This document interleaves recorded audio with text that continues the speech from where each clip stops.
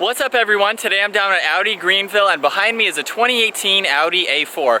Huge thanks to them for providing this car for me today. I'll have a link to their website down in the description below. And the model that we're looking at today is the A4 Allroad. It's finished off in Manhattan Gray Metallic and has an MSRP just over $44,000.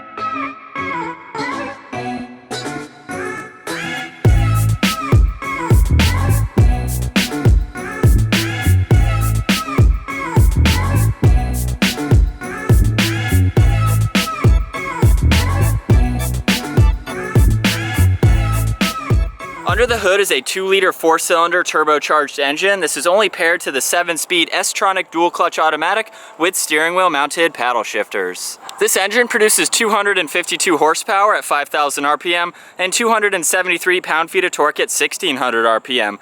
Features the Quattro all-wheel drive system, weighs around 3,800 pounds, 0 to 60 can happen in just over 5 seconds. It has a top speed of 128 miles an hour, and with a fuel capacity of 15.3 gallons, you can expect the MPG to be 23 in the city and 28 on the highway. The wheelbase measures 110.9 inches, it has an overall length of 187, the width is 72.5, and it has a height of 58.8 inches. Starting up front with a chrome hexagonal grille with a forward-facing camera and 4 parking sensors. This comes standard with LED headlights and LED daytime running lights. Down below, the fog lights have been replaced with forward-facing sensors. There's a brushed aluminum look to the lower section of the bumper and very clean lines coming down the hood. Moving on to the side, this features 18 by 7.5 inch 5 V-spoke aluminum wheels. 4-wheel disc brakes are all around with the rotors up front measuring 13.3 inches and 13 inches in the rear. The body-colored side mirrors are heated and power folding and also have the integrated turn signals. There's more aluminum accents in the lower side skirt, more chrome trim pieces surrounding the windows, and a very clean line running from the front headlight all the way to the rear taillight. This also features roof racks and a sunroof. And finishing up in the rear with the integrated spoiler and third brake light, LED taillights with a nice illuminating pattern. This has a power liftgate, standard backup camera, and 4 parking sensors, more brushed aluminum in the lower section of the bumper, and dual exhaust. And now with the key, we'll go ahead and take a more in-depth view of the interior, and as long as I have the key on me, I just place my hand on the door handle, it will automatically unlock. The door panel is finished off in very nice beige leather on the armrest with white stitching. All of the side windows are automatic up and down with the side mirror adjustments. There's a nice natural wood oak design running below the aluminum release handle with lock and unlock and the memory seat adjustments. This offers a 19-speaker Bang & Olufsen sound system with the rear liftgate control along with a little bit of storage space. Allroad is written out on the door sill along with A4 on the floor mat. Moving inside now to the beige leather seats. They are heated, they have good bolstering support to them along with more white stitching. These have an 8-way power adjustability along with 4-way power lumbar adjustability. Once inside, we're greeted with a fully wrapped black leather steering wheel. It has really good hand positioning on either side, more aluminum on the lower section. All of the buttons on the right control the navigation, Bluetooth, and the heated steering wheel. All of the buttons on the left control the center screen. Looking at the center gauge setup now, this is the 12.3-inch digital cockpit that Audi calls it.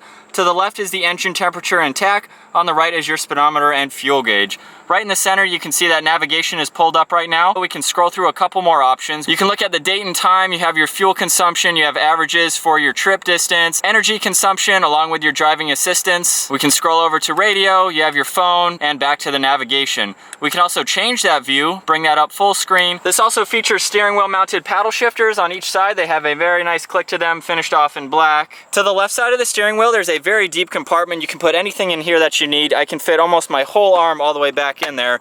You have your headlight adjustments along with the heads-up display adjustment, 1 air vent, and coming along the center is the 8.3-inch display screen. So to control this screen, you have all of those buttons down below. There's a menu and back button along with a rotary dial in the center. You can also click on this. You have your navigation, map, and radio on the right side. So using that dial, I'll go all the way up to vehicle, click on that dial. You can go between the different driving modes, which I'll get to later in this video. You have your sound and radio, your media, and phone as well. You can also pull up the navigation on this screen if you'd like. It's very easy to use and scroll through. You have your map, more Audi features along with settings. Below that screen is 2 air vents. You have all of your controls for the 3-zone climate control that this vehicle offers. You have the rotary dials on each side to go between the temperature. Nice aluminum toggle switches in the center. You can see we can pull up the 3rd climate zone. And on each side of those buttons is the heated seat adjustments. Beneath that, we have your drive select mode for the different driving modes. You can turn on and off the engine deactivation, along with traction control, your parking sensors, a downhill assist control, and the button on the far right can turn on and off the center screen. Below that, we have the engine start stop button with a USB and 12 volt, a little bit of storage space with 2 cup holders, all of the adjustments for that center screen again. On the shifter, if we just push on the left of it, we can pull it all the way back into drive, pop it over to the right for sport mode. We can also put it all the way up into reverse. You'll see the backup camera light up, and then using the rotary dial, we can look at a couple different views. We have the rear, the surrounding 360-degree camera, there's the front, and then there's also a front corner. So there's a lot of different angles that you can go through to be sure you have plenty of visibility backing up this car. Behind that is the electronic parking brake, along with the on and off and volume for the radio. A little bit of storage space in front of the center console that reveals a USB and auxiliary port in the back. Taking a look at the glove box, there's a lot more room along with the CD player. More of that nice brush trim running along the dash. We'll take another look at the leather seats. This also features a sunroof, and you can keep this screen closed with the sunroof open. All of those controls, of course, are up in the center along with the dome light switches. Now it's time to take a look at the rear seating.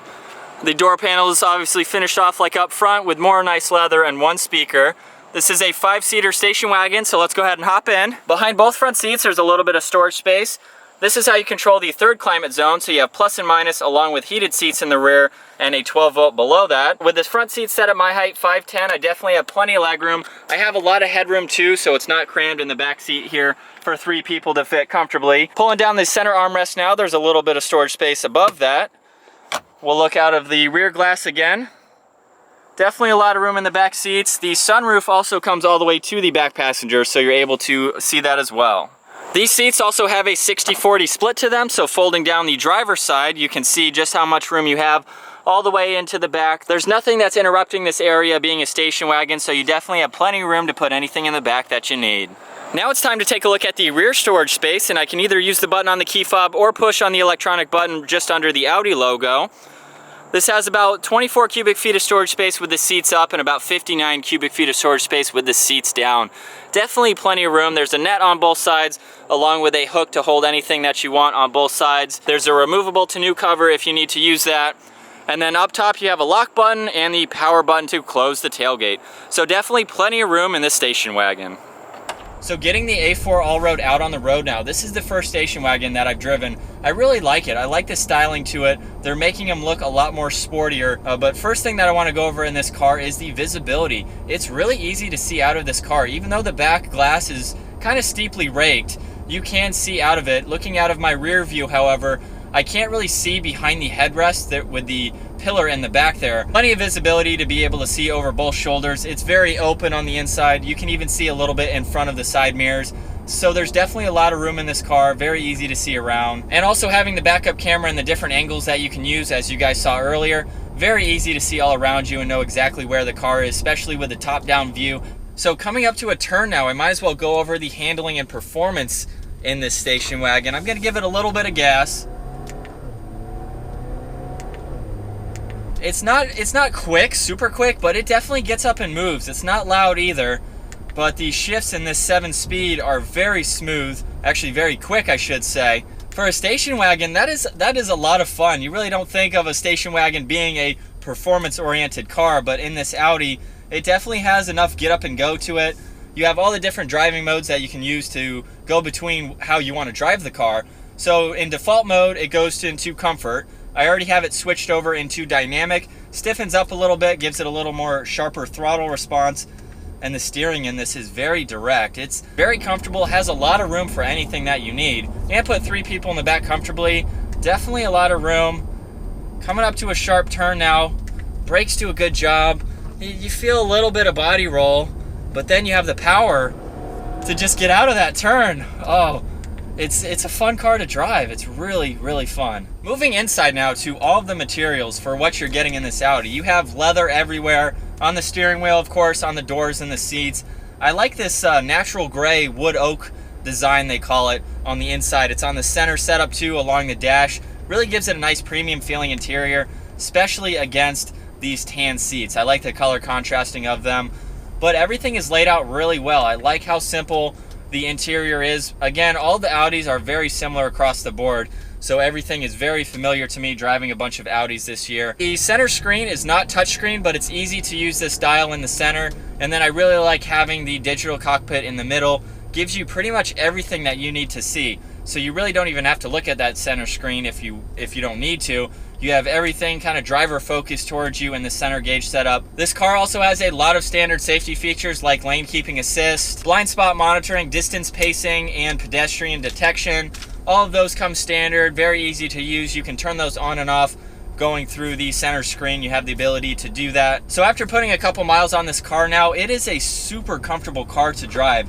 It's very relaxing, it's very quiet on the inside. There's no road noise, there's no tire noise.